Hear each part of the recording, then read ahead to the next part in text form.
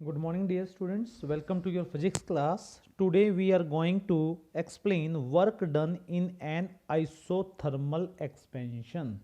Isothermal expansion आपको याद होगा कि वो एक्सपेंशन जिसके अंदर temperature will remain constant. Temperature क्या रहेगा बेटा? रिमेन कांस्टेंट रहेगा. एक्सपेंशन का मतलब एक्सपेंड करना, यानी गैस का एक्सपेंड करना, राइट. तो हम क्या ले रहे हैं बेटा, एक ध्यान से देखिएगा. We are taking a container, we are taking a container whose walls are perfectly conducting. इसकी walls क्या होंगी बेटा? walls are perfectly, कैसी हैं? perfectly conducting है. मतलब ये नजर आ रही है बेटा, ये walls होगी इसकी, ये दीवारें हैं, ये perfectly क्या है बेटा? conducting है. conducting का मतलब यहां से हीट पास कर सकती है, हीट सराउंडिंग में जा सकती है, मतलब यहां से बाहर भी जा सकती है और अंदर भी आ सकती है, हीट ट्रांसफर हो सकती है, राइट. अब नॉर्मल सी बात है, इसके अंदर हमने कहा कि कोई गैस ले रखी है बेटा, हमने कोई भी गैस ले रखी है. Let us suppose this is the gas.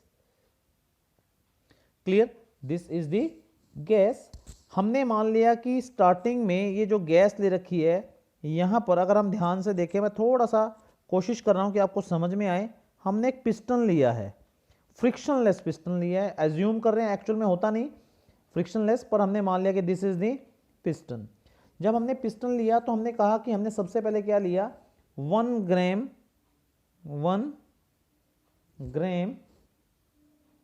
Mole of an ideal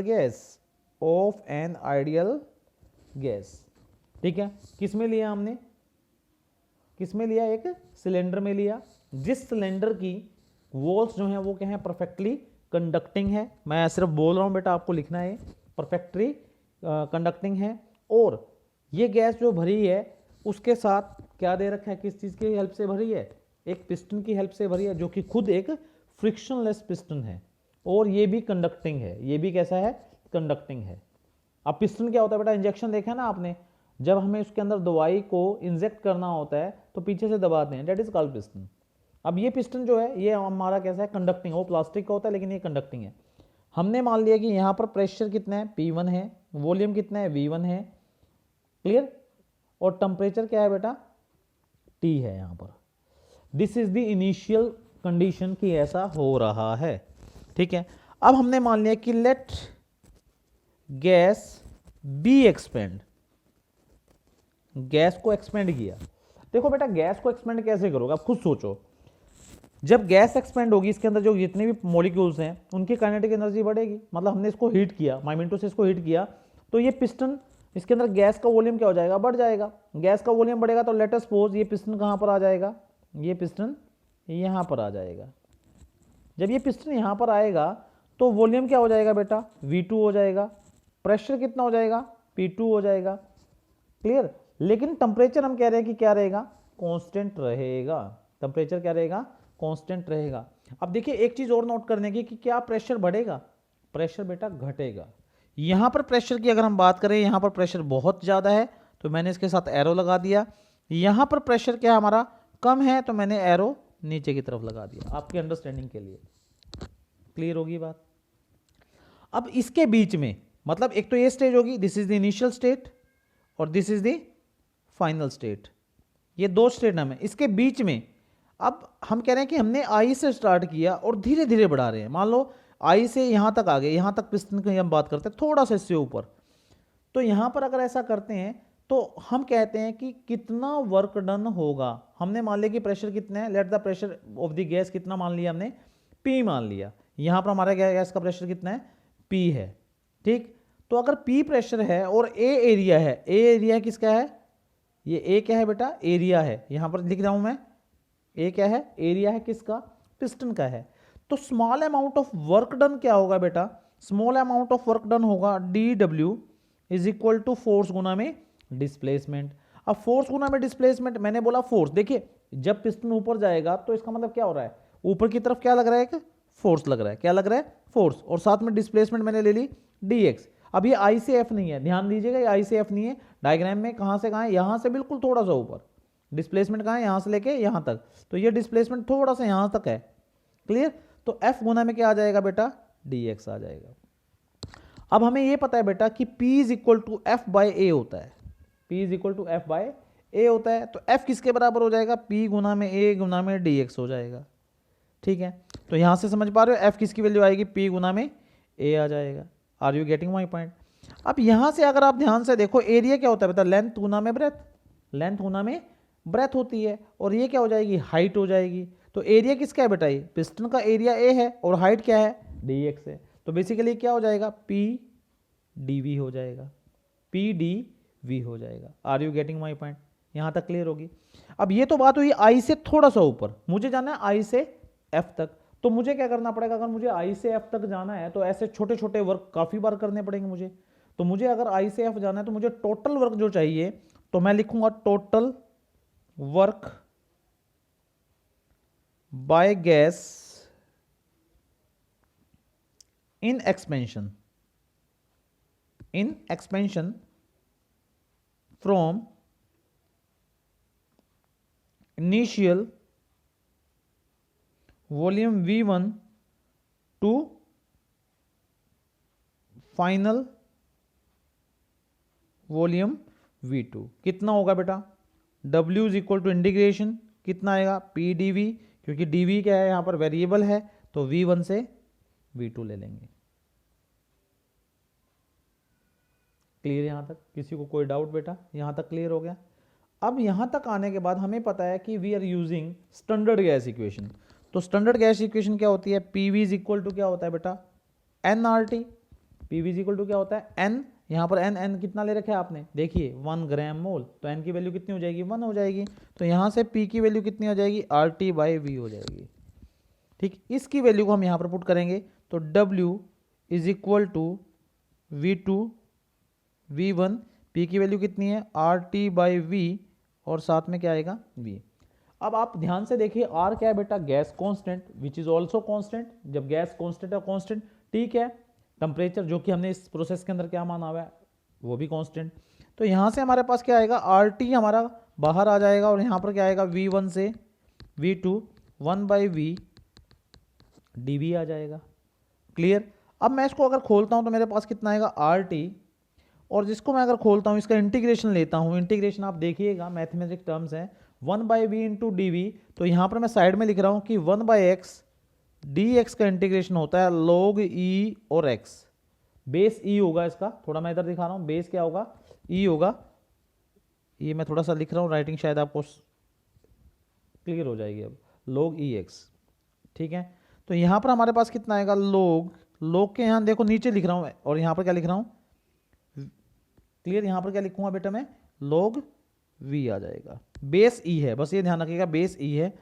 अगर ये नहीं समझ में आता तो आप एक बार बुक में सर्च कीजिएगा, स्टार्टिंग में आपकी फिजिक्स में दे रखे हैं, जहां पर लॉगरिथमिक टर्म्स होती हैं उसको आप चेक करेंगे, जो आपका फर्स्ट चैप्टर उससे भी स्टार्टिंग में दे रखा है। तो यहां पर कितना आएगा, log जो हमारा है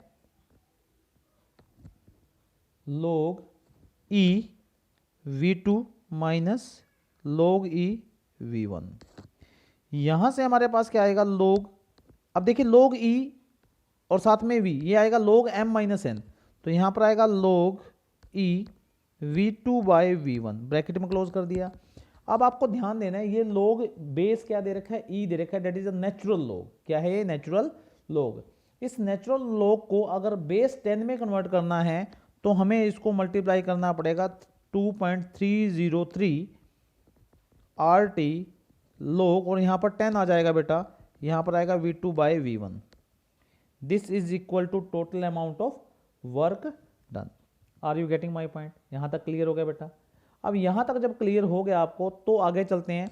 हमें पता है कि P1V1 is equal to P2V2 constant, क्योंकि PV is equal to RT होता है, R गैस कांस्टेंट है, T वैसे ही कांस्टेंट है, T बढ़ ही नहीं रहा टेम्परेचर आपका आइसोथर्मल में, तो ये आ जाएगा। तो यहां से दिस इंप्लाइज, यहां से क्या हो जाएगा आपका, P1 divide by P2 is equal to V2 by V1।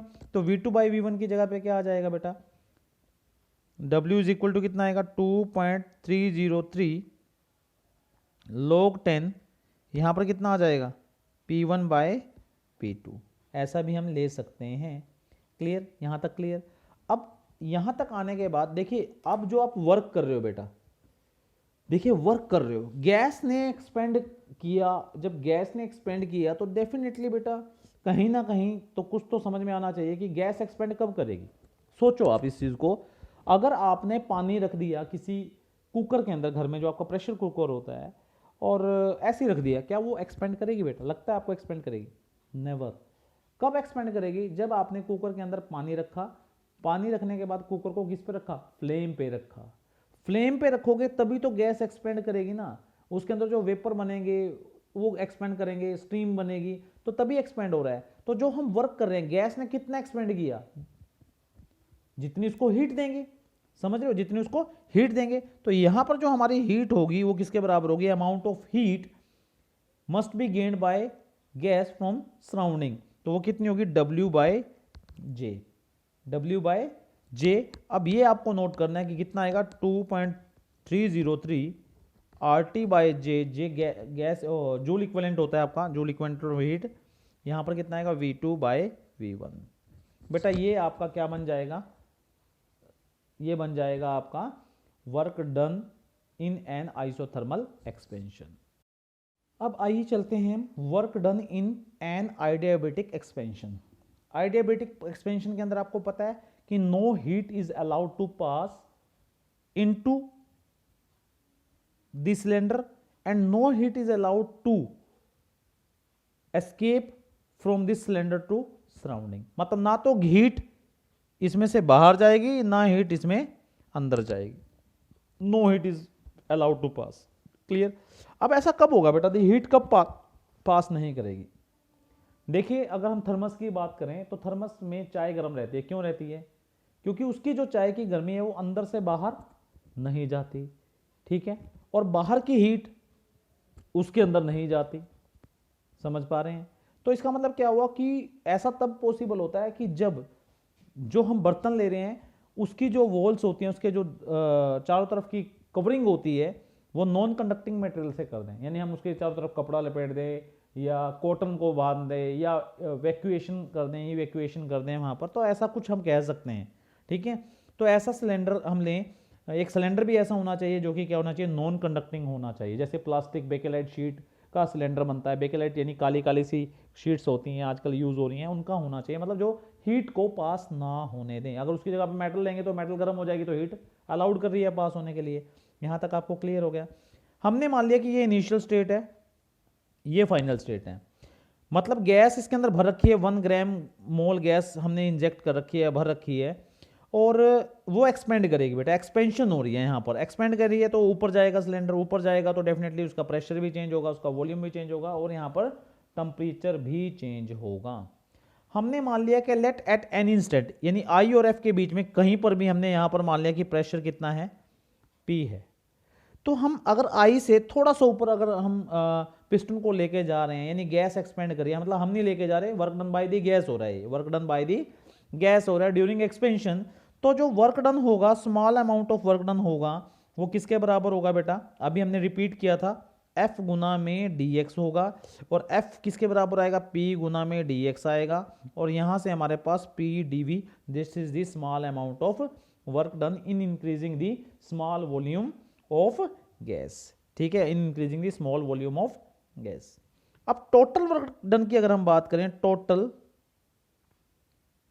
Amount of work done in increasing the volume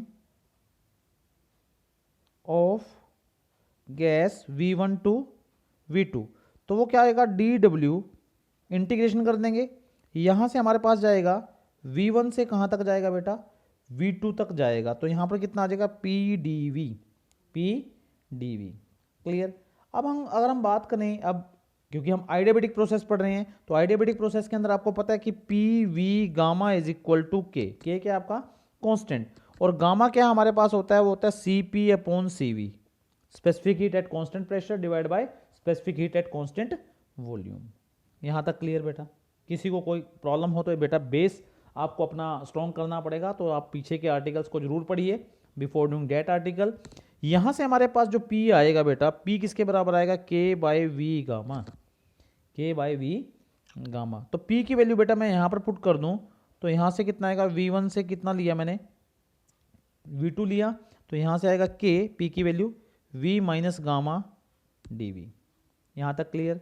अब मैं इसको सॉर्ट आउट करता हूँ तो मेरे पास K क्योंकि कांस्टेंट है बाहर आ जाएगा, और यहाँ पर क्या आएगा, V gamma minus gamma plus 1 होगा, तो यानी 1 माइनस गामा आ जाएगा, और नीचे भी कितना आएगा, 1 माइनस गामा, क्योंकि आप क्या कर रहे हो, इंटीग्रेशन कर रहे हो। ठीक है, इंटीग्रेशन कर रहे हो बेटा आप, ये ध्यान दीजिएगा, यहाँ प्लस होता है। ठीक है, अब यहाँ पर हमारे पास आएगा V1 से कहाँ तक आएगा, V2 तक आएगा। तो यहाँ से अगर हम बात करें K 1 माइनस गामा तो कॉमन आएगा बेटा दोनों में से, यहाँ से कितना आएगा 1 minus V2 1 minus gamma minus V1 1 minus gamma.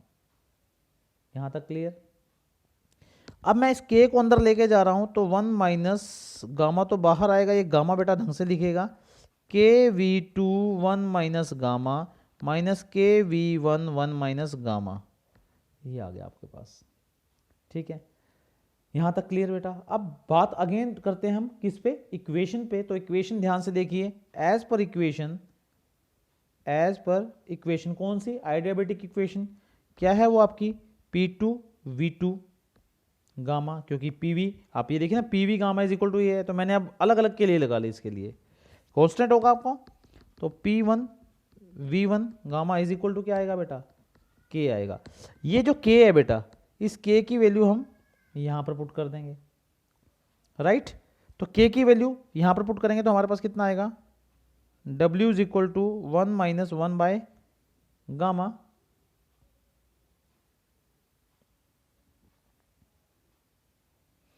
यहाँ पर देखिए V2 है,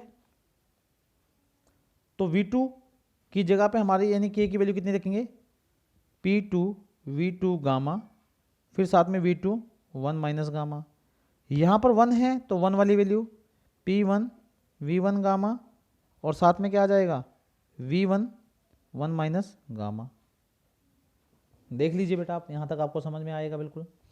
अब देखिए यहाँ पर गामा है, यहाँ पर माइनस गामा है, तो ये कट जाएगा, ऐसे यहाँ पर गामा है, ये कट जाएगा, तो हमारे पास कितना आएगा, 1 माइनस गामा, यहाँ पर कितना आ जाएगा, P2 V2 minus P1 V1।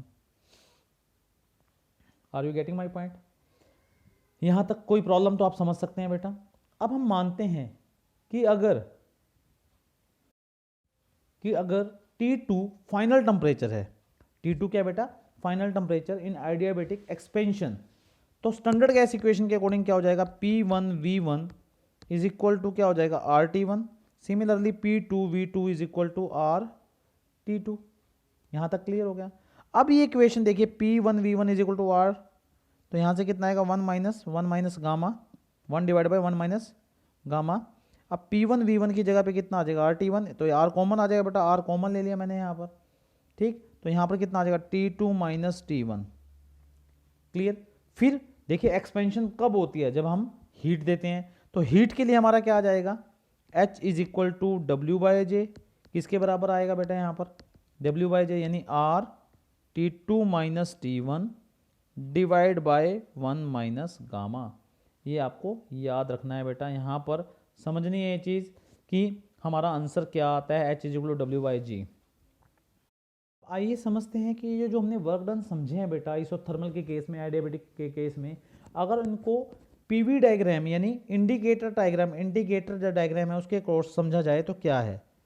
तो देखिए बेटा, यहाँ हम समझते हैं कि यहाँ पर हमारे पास वॉल्यूम होता है, यहाँ पर हमारे प्रेशर होता है, और हमारी कर्व कैसी होती है बेटा, कुछ ऐसी कर्व होती है।